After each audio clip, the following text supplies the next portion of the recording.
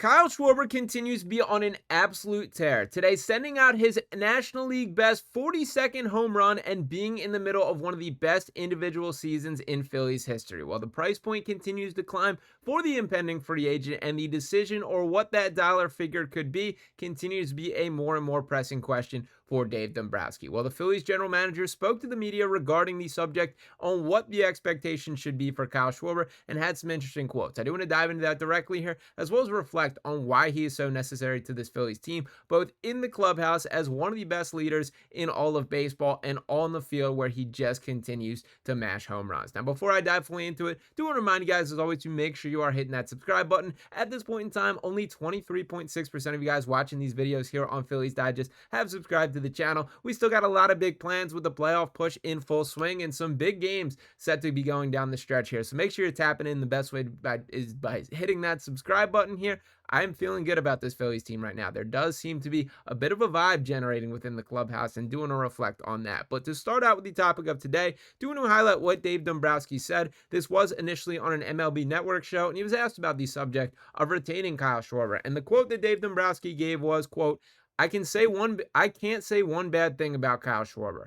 We'd love to have him back in the organization for years to come. No, it probably won't be easy. We'll wait and see what happens. Now, this is the same Dave Dombrowski that has been on record saying he's the best leader he's ever seen in any clubhouse. This is the same Dave Dombrowski that brought Kyle Schwarber on the biggest contract of his career to Philadelphia in the first place. And I would like to think, in my heart of hearts right now, that he does not let this man leave the organization. Now, Kyle Schwarber, I do think by his standards here, is playing things the right way, that he is leaving things open for interpretation, and including throwing a couple playful quotes, such as this to the media, saying, quote, if you ask the childhood Kyle that, yeah, why wouldn't you want to play for your hometown team? Kyle Schwarber returns home in the middle of a monster season, asked about his impressions of the Reds and the buzz in Cincinnati about his free agency. Now, the Reds are obviously who the Phillies are currently facing in this series here, and they edged out an impressive victory in comeback fashion day, looking absolutely lifeless through 7 innings, and it was Schwarber who ultimately burst this game open with his 42nd home run of the year, moving ahead of Shohei Ohtani for the most in the National League. This has been the Kyle Schwarber experience from start to finish this year, that it does not matter if he's batting leadoff, if he's batting second, if he's batting cleanup, the guy is here to mash home runs. And reflect on his stats for the season overall, this coming before the numbers get in for today. He's up to 42 home runs, I believe 97 RBIs if my math is right here, a 37.7% on base percentage, has walked 78 times with 109 hits across his 403 at-bats, and look out for those 10 stolen bases, which is not something we expect for Kyle Schwarber.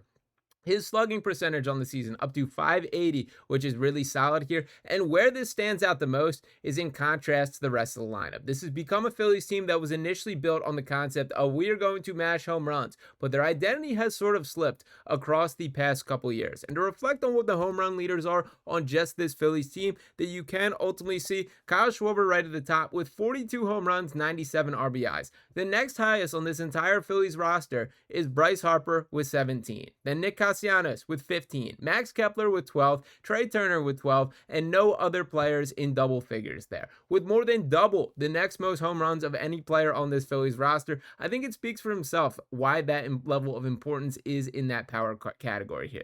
I appreciate the way that this Phillies team has embraced small ball in a way that past years have not. That we're seeing them bat runners over to third base, lay down a sacrifice bunt, be effective on a sacrifice fly there. But the reality is there is not much better than when a Schwarbomb just gets absolutely taken care of and sent 400 feet over the bleachers there. That's exactly when a game turns on its head, and there is a little bit of a statement that is sent with this. Now, as far as Schwarber overall, just to reflect on how special this season is, that we knew there were high expectations, that we knew this guy was playing for a paycheck and wanting to set his standard here, but just to give a tease for what he's on pace for, 58 home runs and 133 RBIs this season. Schwarber has 17 home runs in his last 33 games, that coming since July 1st here. And just for what it's worth here, the current Phillies franchise record for most home runs in a season is 58 on the dot, currently held by Ryan Howard there. It would be quite an incredible feat for Kyle Schwarber to be able to break that number there, to etch his name in Phillies lore, and it would be even sweeter if he's signing on the dotted line at the conclusion of this. I do think we're at the stage of the game where Schwarber himself himself should really have no interest in negotiating with the Phillies, that everything that he is doing on the field is only driving that number up the most. And I do think this guy is walking himself into a far more significant payday than I would have anticipated at the start of the season. I think there's a chance that Kyle Schwarber himself feels that exactly there, that all of a sudden my price point went up. And I was also very surprised when reflecting back on his past contracts and past deals. This has not been a guy that's ever been paid like one of the best players in baseball. That his current contract with the Phillies is his highest paid contract of his career, and he's going to make more than that this coming offseason, whether it is in Philadelphia or anywhere else to this point. But I have to believe that Dave Dombrowski recognizes his importance to this Phillies team. And there is still a significant playoff push that needs to go down, not just for the conclusion of the season, which they've now built up, I believe, a 6-game lead in the NL East there. Did not see the end result of the Mets game at the time of recording this, but the Mets have been an absolute free fall while the Phillies are taking care of business here. With that in mind, it is not just the end of the season, but what happens in the postseason. The difficult part about this current Phillies team and improving from where they are is this is a good baseball team, no matter how you slice it. When you're trying to take steps forward and improve them further, they're pretty landlocked in a ton of spots here. That you have a lot of long-term pieces in place. From Bryce Harper to Trey Turner, you can go down the list of guys that are believed to be here for the foreseeable future. Designated hitter is one of those interesting spots, and I do think that could be a blinking point for some organizations here. I would not believe that is the case with the Phillies, and I do think that the ultimate power that Kyle Schwarber produces and like just the straight up level of production at the plate does overcome any sort of fielding shortcomings that he does have. And I also don't think it's the worst thing in the world if you require this dude to go out in left field once in a while. No, he's not going to win a Gold Glove or look like he's doing the smoothest job out there, but he's not going to kill you. I mean, take a look at the Yankees outfield from Aaron Judge to Giancarlo Stanton. When we see that those sort of situations play itself out, that looks far more rough to me. Even Juan Soto with the Mets, I think sometimes looks far more rough to me than what we get from Kyle Schwarber. He tries, he gives his best effort, and that's all I can honestly ask for. He's here to hit baseballs, and he's doing that at an incredibly high level, so anything on top of that is just cake. And as far as the National League MVP conversations, I do think Kyle Schwarber should be right there in the running. Now, I understand the immediate pushback of he's a designated hitter. Can that be the most valuable player? Well, he's hit the most home runs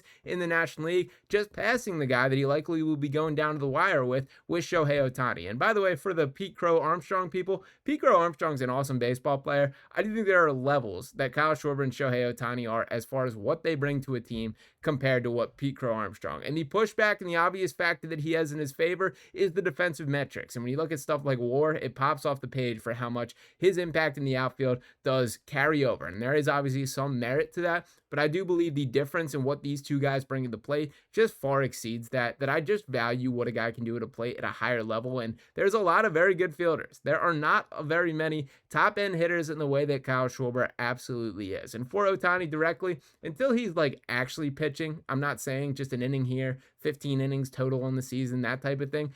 That to me does not carry the weight of changing the way I look at it. If you are pitching on a regular basis, which he once did in his career, there was a time where Shohei Ohtani was both in Cy Young conversations and MVP conversations, and boy, was that impressive. It was one of the most special baseball seasons I've ever seen, but that is not the version of Shohei Ohtani that we're currently seeing for this Dodgers team. If Kyle Schwarber looks vastly better than him from a numbers perspective, or even marginally better than him, I do think that is a case that plays to his favor. That I believe that Kyle Schwarber has played more innings in left field than Shohei Ohtani has spent on the mound this season.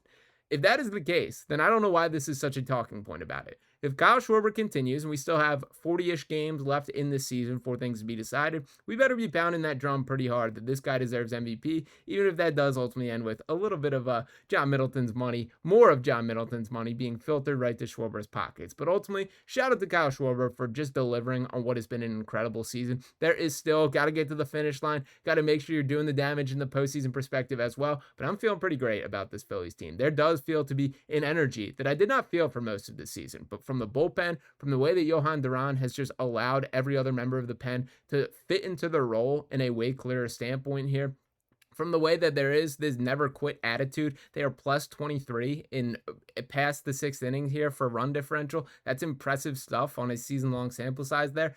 This team is rounding into shape right when we need it to, and I think we're going to be buckling up some pretty exciting baseball come playoff time there. But let me know what you guys think about all that. What is the number that you would give to Kyle Schwarber? How much has it changed from the start of the season till now? Because I am in full blank check mode. That whatever he wants, I am willing to spend that, and we will figure out the rest later. But let me know what you guys think about all that. And as always, do appreciate you guys tuning in. If you have not already, make sure you're hitting that subscribe button. Once again, 76.4% of you guys watching this video have not subscribed to the channel just yet, so make sure you're hitting that button. Drop a like on this video here, comments below. I'll be back talking to you next time right here on Phillies Digest. Peace.